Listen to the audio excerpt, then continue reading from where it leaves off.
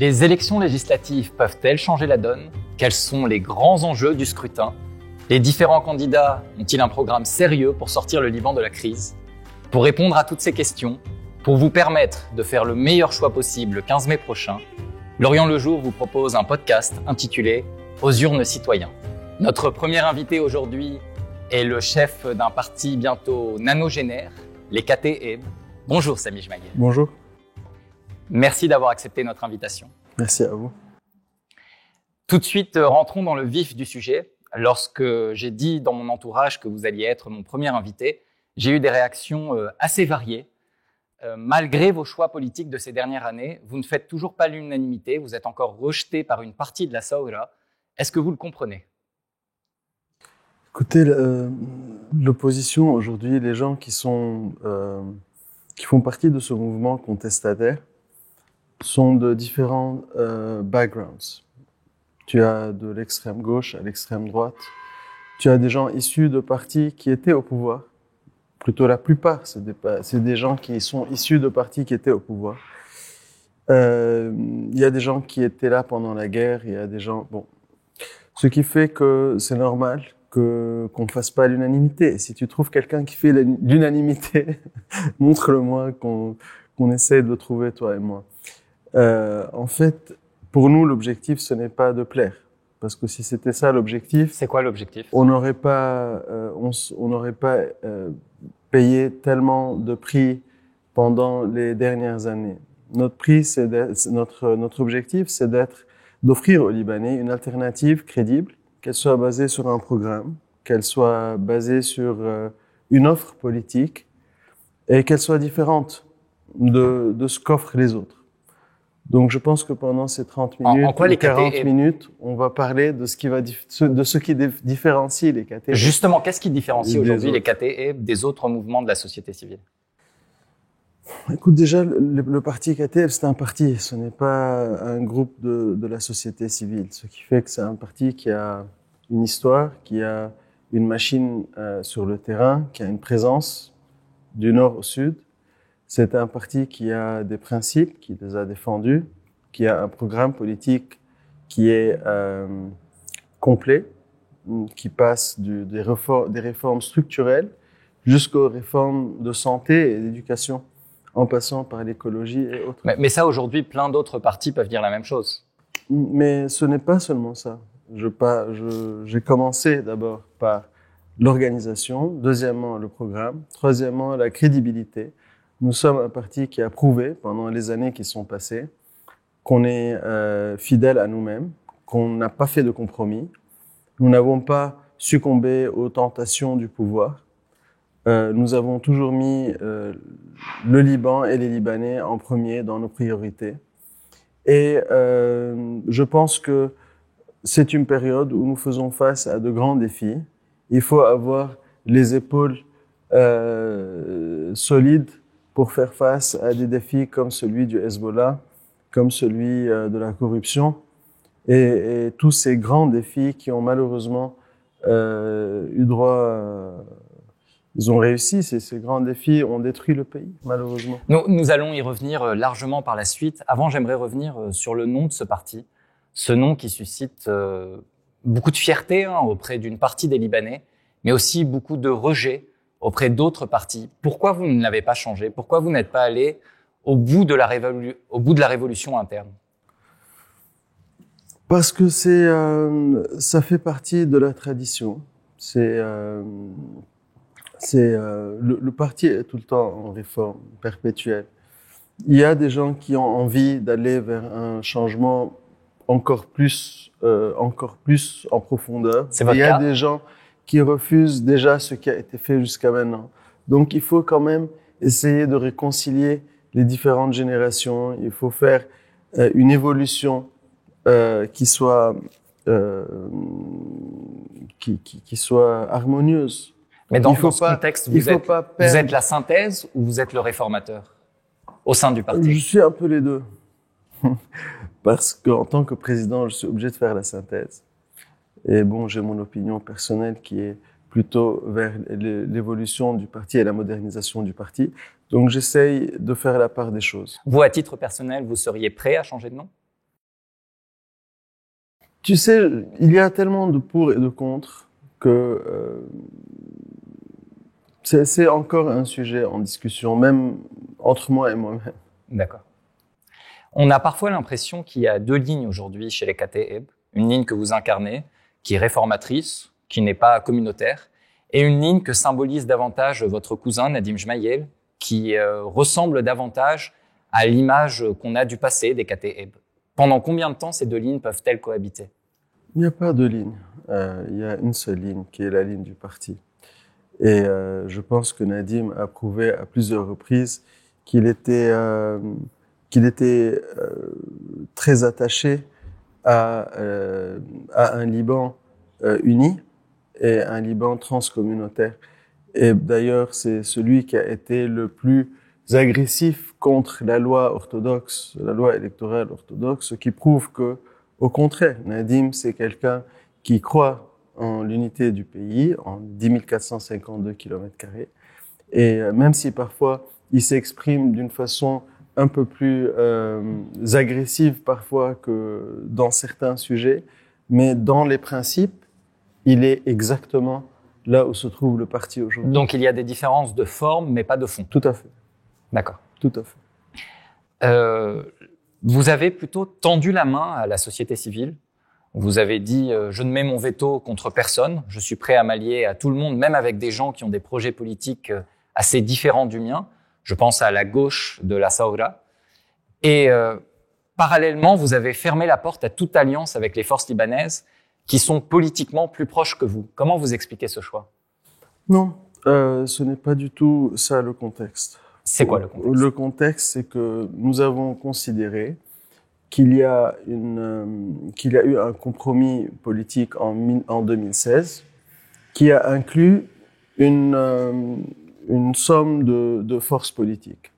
Ces forces politiques qui ont fait le compromis présidentiel, qui ont voté la loi électorale, qui ont voté les budgets, qui ont participé au gouvernement successif, ces forces politiques qui sont tombées le 17 octobre dans une révolution dans la rue, il y avait des forces politiques au pouvoir et nous étions dans la rue avec le reste des gens.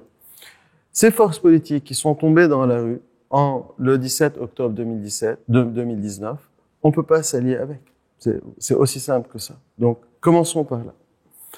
En ce qui concerne moi j'appelle ça les forces d'opposition, parce que traditionnel, société civile, tout ça, c'est des mots qui ne veulent rien dire pour moi. Dès qu'on se présente aux élections, on n'est plus société civile, on devient activiste politique, on devient un mouvement politique, mais on n'est plus une société civile. Les FL se prétendent aujourd'hui de l'opposition. Non, je parle pas des FL. Oui, non, là, je veux dire je parle des forces. Le terme opposition lui-même peut être sujet à débat. Je vais arriver au FL. Je parle des forces alternatives ou bien des forces de l'opposition qui sont dans la rue, qui étaient là le 17 octobre, qui étaient dans la rue le 17 octobre. Donc, à partir du moment où on fait de la politique, on n'est plus de la société civile. Le propre de la société civile, c'est qu'elle ne fait pas de politique. Donc, commençons déjà à préciser les termes. En ce qui concerne, vous avez dit parti traditionnel. Qu'est-ce que ça veut dire? Si on est ancien, on est traditionnel. Donc, le Bloc national est un parti traditionnel. Il faut définir aussi les termes et la terminologie. Non, je pense que les partis traditionnels, c'est des partis qui agissent avec une approche traditionnelle de la politique. Dans ce sens-là, nous ne sommes pas un parti traditionnel, nous sommes un parti qui, au contraire, est en train de casser les lignes, qui est en train de casser une monotonie, une certaine monotonie dans la vie politique.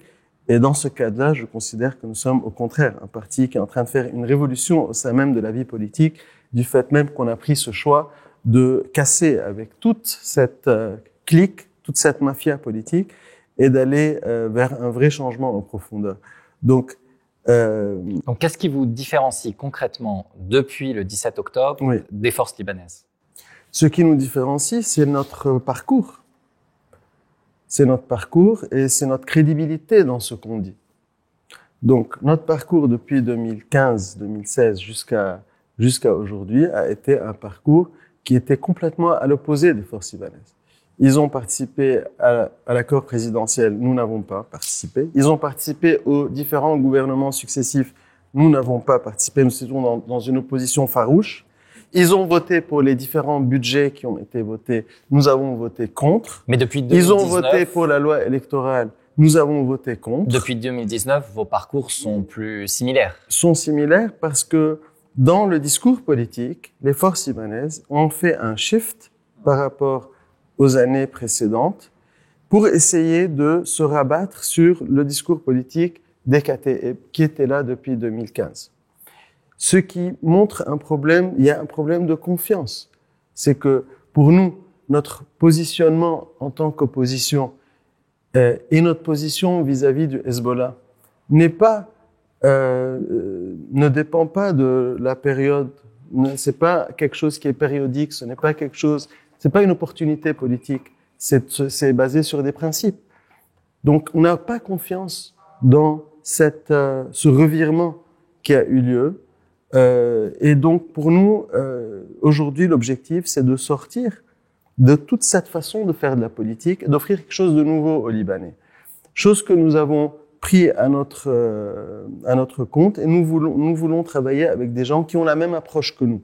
Alors que les forces libanaises aujourd'hui s'allient avec le parti de Walid Jumblat au Abhabda. Donc, si tu veux, la même logique de la même clique qui continue à faire un peu la même façon de faire de la politique. Alors que nous avons coupé les ponts avec tout ce qui a détruit le pays et malheureusement, tous les Libanais payent le prix aujourd'hui. Ce qui est très délicat, vous dites quelque part au reste de la Saoura, jugez-nous sur nos actes de ces dernières années, et les FL peuvent vous retourner un petit peu le même argument. Jugez-nous sur nos actes depuis 2019. Non, je vais te dire pourquoi. Chacun choisit le moment où il décide de faire la rupture. Non, parce que nous, ça fait 8 ans que nous sommes dans l'opposition. Et notre opposition n'a pas été provoquée par un effondrement ni par, si tu veux, la révolution des Libanais. Vous voulez dire que c'est pas de l'opportunisme chez vous et ça l'est chez eux? Oui, tout à fait. D'accord. Tout à fait, parce que, tu sais, une semaine avant la démission du gouvernement, Monsieur Jaja disait que l'opposition ne vaut rien et qu'elle sert à rien. C'était une semaine avant la révolution. Une semaine plus tard, il était dans l'opposition. Donc, il y a une limite, si tu veux, à l'opportunisme politique. Et dans la bataille contre le Hezbollah, on va largement revenir plus tard par exemple, là-dessus. maintenant, il te dit que celui qui vote pour le Hezbollah, celui qui vote pour le CPL vote pour le Hezbollah, alors qu'il y a 5 ans, il votait pour le CPL, donc pour le Hezbollah. Donc, tu vois, il y a une crédibilité. Et ça, c'est triste à dire. Il s'est réveillé trop tard, c'est ça? Non, je sais pas. Je pense encore que c'est de l'opportunisme politique. Ce n'est pas qui peut changer le mois prochain ou le mois d'après. Pour moi, c'est très simple, Anthony. Il y a quelque chose en profondeur qu'il faut changer dans ce pays. Et une des choses qu'il faut changer, c'est, si tu veux, l'authenticité des gens qui vont représenter les Libanais. Est-ce qu'ils sont authentiques ou pas? Est-ce qu'ils sont réels ou pas? Est-ce que c'est de l'opportunisme pur ou pas? Et ça, tu ne peux le juger que sur la constance. C'est la constance qui crée la confiance. Sami Ismaël, dans la bataille contre le Hezbollah et dans la bataille dans la réforme de l'État, du système politique, oui, si on peut le dire ainsi, les forces libanaises ne peuvent pas être un allié même circonstanciel? Tout à fait. Ils le seront, j'en suis sûr. Ils peuvent l'être. Ah oui, sûrement. Sur certains dossiers. Quand on sera au Parlement, il y aura notre bloc, qui sera un bloc pur et dur. Il y aura le bloc des FL, qui peuvent rester sur la même lignée et qui peuvent faire un nouveau compromis politique.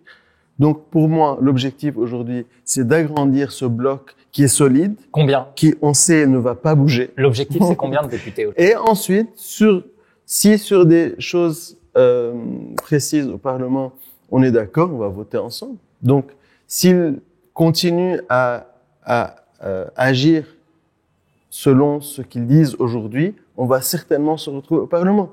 Et s'ils changent, on sera là pour continuer la lutte. Sami Ismail, aujourd'hui, les KTE plus vos alliés au sein de la Saoura, c'est quoi l'objectif? Combien de députés au sein du Parlement? Ça va beaucoup dépendre de notre capacité à nous unir et ça va beaucoup dépendre de notre capacité à convaincre les Libanais à travers des candidatures crédibles. Donc, c'est la crédibilité des candidats, notre capacité à unifier les rangs et notre capacité à montrer une crédibilité aux Libanais.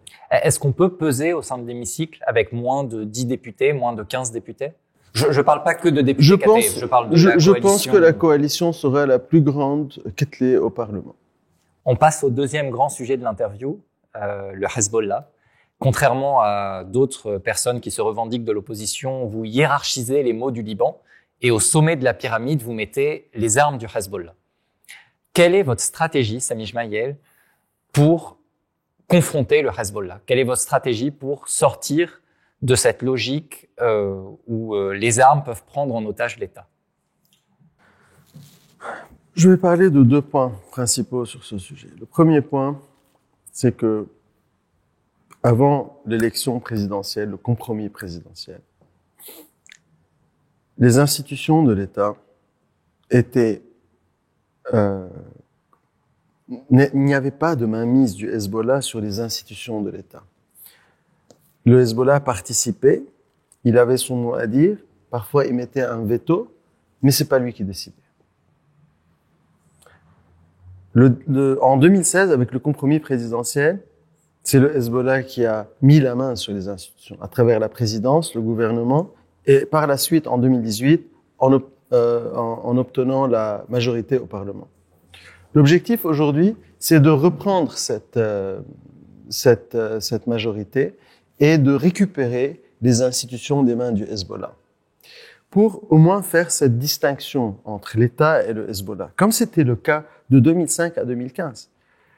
Aujourd'hui, si le Hezbollah dit quelque chose, c'est l'État qui paye le prix. Avant, non.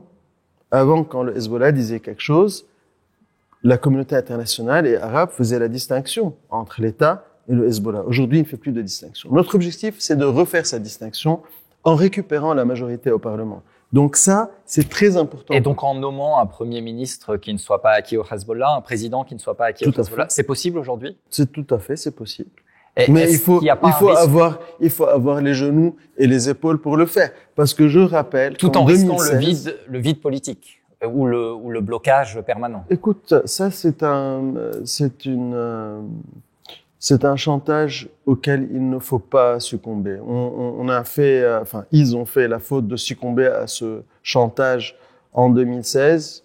Le Hezbollah leur a dit c'est soit le vide présidentiel, soit élire Michel Aoun. Ils ont décidé d'abdiquer et d'élire Michel Aoun et de faire ce que demande le Hezbollah. C'est une lutte. Aujourd'hui, le pays, c'est un pays en otage. On est pris en otage par le Hezbollah et c'est une décision qu'on doit prendre.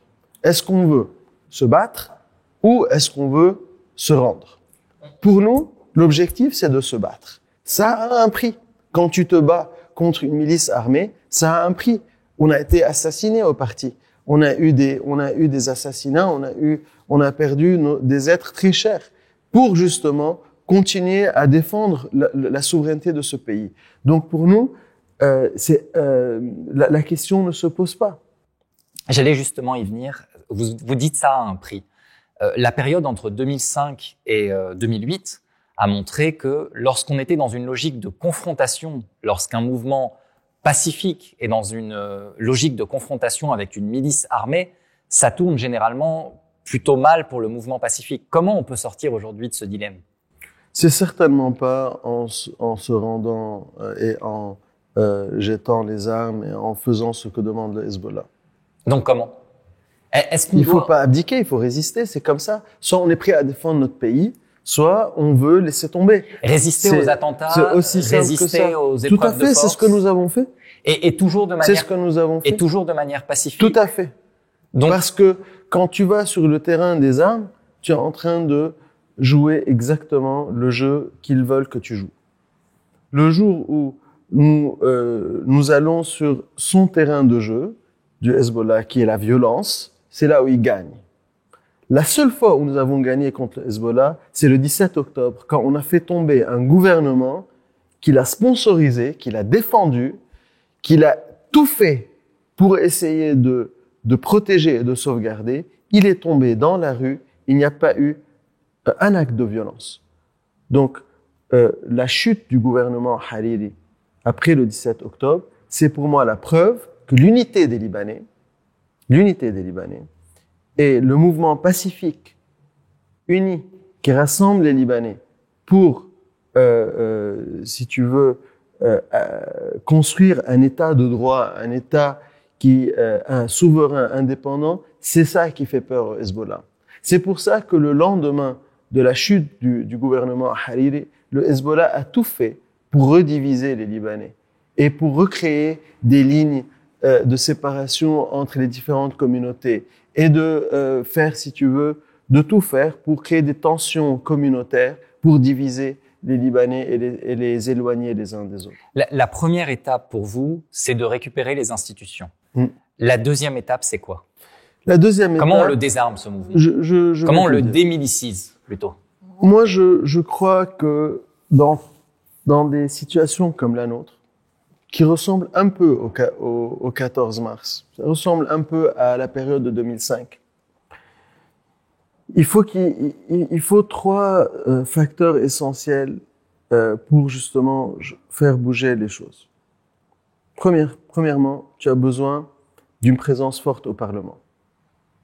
Tu as besoin d'une population qui est prête à descendre dans la rue. Et tu as besoin d'une communauté internationale solidaire avec toi. Dès qu'on arrive à, si tu veux, unir ces trois facteurs, c'est là où on aura une opportunité de pouvoir dire au Hezbollah, voilà, il est temps que ça s'arrête, cette histoire-là. Mais il faut avoir ces trois piliers. Aujourd'hui, on a les gens dans la rue. Le 17 octobre a prouvé que les gens sont prêts à descendre dans la rue et à bouger. Il reste les deux autres. Il faut construire un bloc parlementaire prêt à combattre et à se battre à l'intérieur des institutions. Et on a besoin de mobiliser la communauté internationale. Pour aboutir à quoi? Un compromis politique? Est-ce qu'il faut arriver à l'application des résolutions internationales et l'application de la Constitution et arriver à une démilitarisation de la population libanaise et unifier la force entre les mains de l'armée libanaise et des forces de sécurité officielles du pays. C'est ça l'objectif. Il faut mettre toute la pression pour aller dans ce sens-là. Sami Gemayel, si vous demandez au Hezbollah à un moment donné de déposer ses armes... Dans la configuration actuelle, il ne va pas le faire. Bien sûr, mais s'il est sous pression, peut-être qu'il pourrait le faire, mais il va demander des contreparties. Qu'est-ce que vous pouvez lui proposer en termes de contrepartie? Est-ce qu'on intègre la milice dans l'armée? Est-ce qu'on revoit le système politique? Sûrement. Je pense que il faut tous ces combattants qui sont aguerris et qui ont acquis une expérience militaire.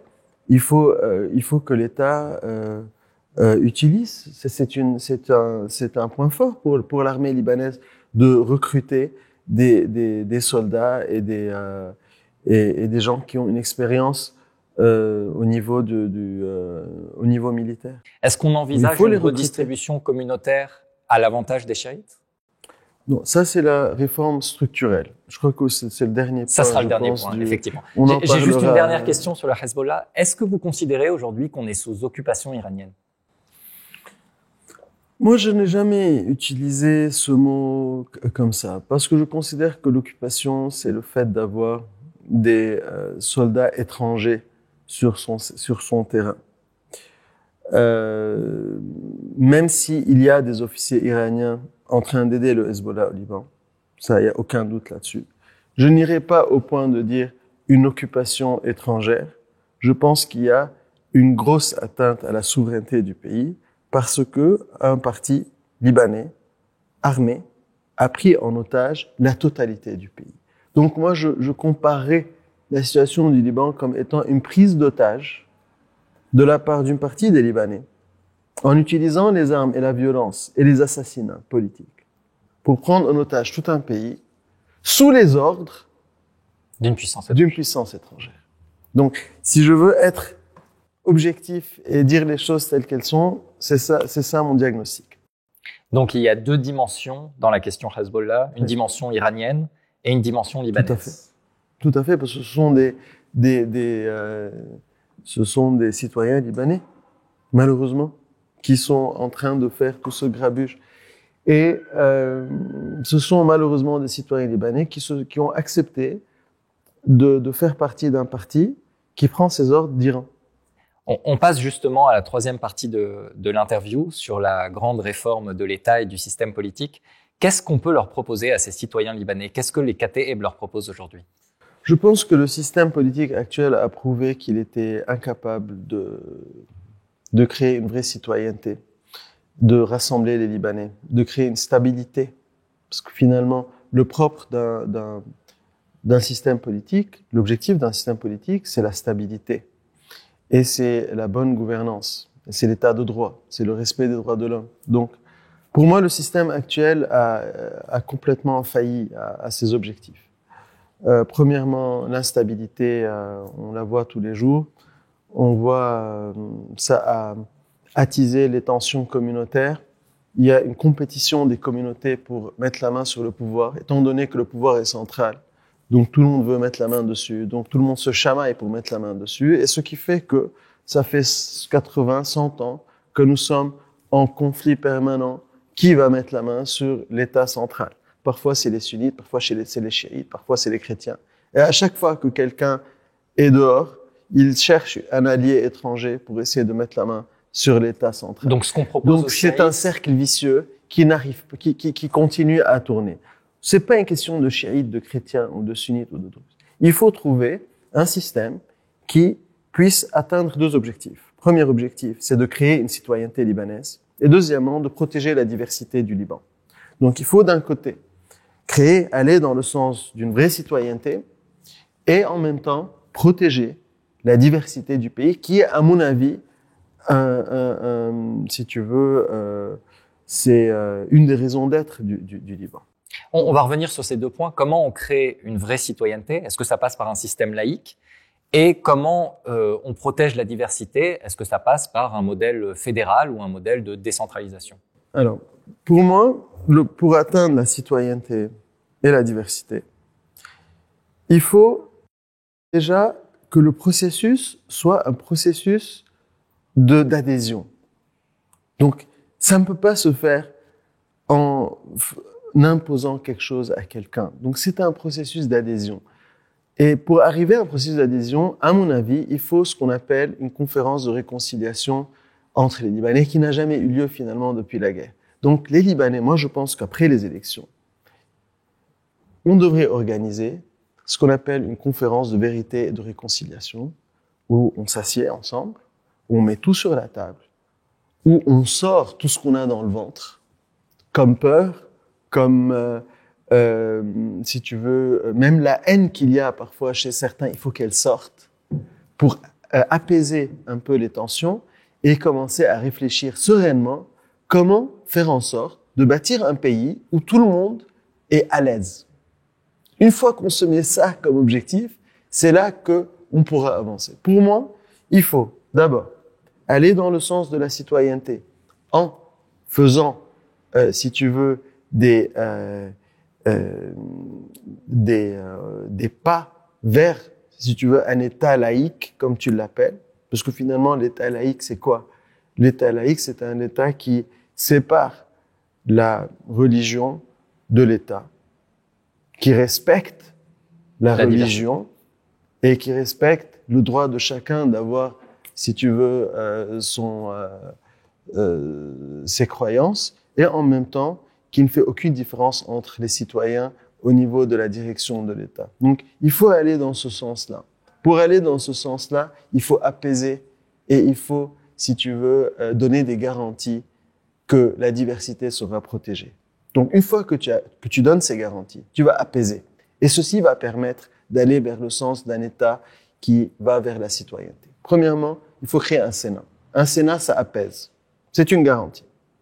Il faut décentraliser. Pardon, un Sénat avec une représentation communautaire. Tout à fait. C'est ça? D'accord. Tout à fait. Pour pouvoir libérer le Parlement et Donc, on avoir opposition et pouvoir opposition et qu'il y ait une vraie alternance au pouvoir, il faut, pour ne plus avoir, si tu veux, ces gouvernements d'union nationale, on applique qui est une garantie. C'est ça. Écoute, il y a des choses en TAF qui sont bonnes, il y a des choses qui sont pas bonnes. Donc moi, je n'aime pas dire on applique TAF parce qu'il y a dans TAF des choses avec lesquelles je ne suis pas d'accord. D'accord. Donc moi, je ne me base sur rien. Je me base sur mon projet politique. Mon projet politique, c'est d'avoir un Sénat qui permet de protéger la diversité, avoir une décentralisation qui permet de vider un peu cet État central de toutes ses compétences et de tout cet argent et de le distribuer aux régions qui sont des régions avec des comités élus, avec une assemblée élue de laquelle tu as une sorte de conseil d'administration élu. Ces gens-là ont une autonomie dans chaque région. Ils sont élus, ils ont une autonomie financière, ils ont une autonomie administrative. Ils peuvent gérer chaque région d'une façon, si tu veux, avec beaucoup d'autonomie. Donc comme c'est le cas de la décentralisation dans tous les pays du monde. Je suis en train de rien inventer du tout. Une fois que tu décentralises automatiquement le budget de l'État et les enjeux de l'État central ne seront plus aussi importantes qu'elles ne le sont aujourd'hui. Ce qui fait que la majorité des gens vont être beaucoup plus préoccupés vis-à-vis des élections régionales qu'ils ne vont mettre toute leur force dans les élections nationales. Donc, déjà, la décentralisation va beaucoup apaiser la chose. Donc, entre le Sénat, la décentralisation, ça va permettre d'aller vers une loi électorale basée sur ce qu'on appelle, nous, la circonscription uninominale, c'est-à-dire, tu as 128 circonscriptions avec un député dans chaque circonscription, sans qu'il n'y ait de quotas confessionnels. Donc, tu es en train de déconfessionnaliser, si tu veux, la vie politique. Et ce grand dialogue, ces réformes, on peut les faire tant que le Hezbollah est armé. Pour moi, dans ce congrès de réconciliation, de vérité et de réconciliation, le premier point qu'il faut régler avant d'aller dans la restructuration de l'État, c'est trouver une solution aux armes du Hezbollah. Et si cette solution prend 20 ans, on attend? Malheureusement, il n'y a aucun système politique qui peut fonctionner avec une milice armée. C'est triste de le dire. J'aurais aimé te dire le contraire. Malheureusement, ce n'est pas le cas. Tu ne vas pas pouvoir avoir ni une justice indépendante, ni une économie qui fonctionne, ni des frontières que tu arrives à contrôler. Tu peux rien faire. Même les réformes qui sont demandées aujourd'hui, beaucoup de ces réformes ne peuvent pas être atteintes tant que tu as une milice armée qui décide du sort du pays, qui fait pression sur les juges, comme c'est le cas avec Tariq Bitar, comme c'est le cas dans plein d'autres dossiers, comme c'est le cas avec des assassinats politiques, dont celui de mon frère et celui d'Antoine Ghanem, celui de Gebran Touaini. On n'a pas une pièce de papier dans le dossier. L'une des causes de la crise que traverse le Liban aujourd'hui, c'est ce qu'on appelle la vétocratie. Le fait que le gouvernement est composé de différents partis qui ne pensent pas la même chose. C'est pour ça qu'il faut changer le système politique. Et comment on sort du système Doha? Comment on sort de cette vétocratie? Il faut changer le système. Il faut faire la décentralisation, faire le Sénat et libérer complètement le jeu politique au niveau du Parlement et du gouvernement. À court terme? À court terme, tu peux pas sortir. Tant que tu n'as pas fait une réforme de ton système politique, tu ne peux pas sortir à court terme de ce système-là. Donc le prochain gouvernement, quel que soit le nombre de sièges acquis à l'opposition, soit c'est un gouvernement de Doha, soit il n'y a pas de gouvernement? Non. Ce que nous proposons, c'est si tu veux, c'est une période de transition à la tête de laquelle tu as un gouvernement de technocrates. Et on revient, parce que entre un gouvernement d'union nationale où tu mets toute la mafia et qui ne fonctionne pas et qui est corrompu, et pas de gouvernement ou bien un gouvernement de confrontation, le seul choix qu'il te reste, mais c'est transitionnel, c'est pas quelque chose que tu peux faire ad vitam aeternam, c'est quelque chose qui est le temps de faire notre conférence de réconciliation etc., etc. La seule chose que tu peux faire, c'est un gouvernement indépendant de technocrates, où tu as des gens qui viennent et qui, chacun dans son domaine, essaye de réformer un minimum l'État et de poser, si tu veux, de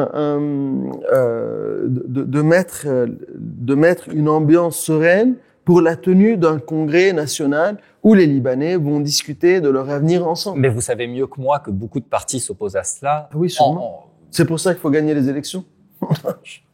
Mais sûrement. Vous avez une mafia, vous avez un parti armé qui s'appelle le Hezbollah, qui ne veut rien de tout ce que je suis en train de te raconter. C'est une lutte. C'est comme ça. Si tu crois qu'en politique, quelqu'un va te donner quelque chose, personne ne va jamais rien te donner. Ce que je te raconte, c'est notre objectif politique. Est-ce qu'on va l'atteindre? Ça va dépendre de la confiance des gens pendant ces élections. Combien ils vont nous donner de la force au niveau des institutions pour qu'on puisse aller dans ce sens-là. Tu vois? C'est ça, finalement, l'enjeu de ces élections. Parce que oui, tu me dis, dans la configuration actuelle et dans l'équilibre de force actuel, ah oui, on va rien voir de tout ce que je te raconte.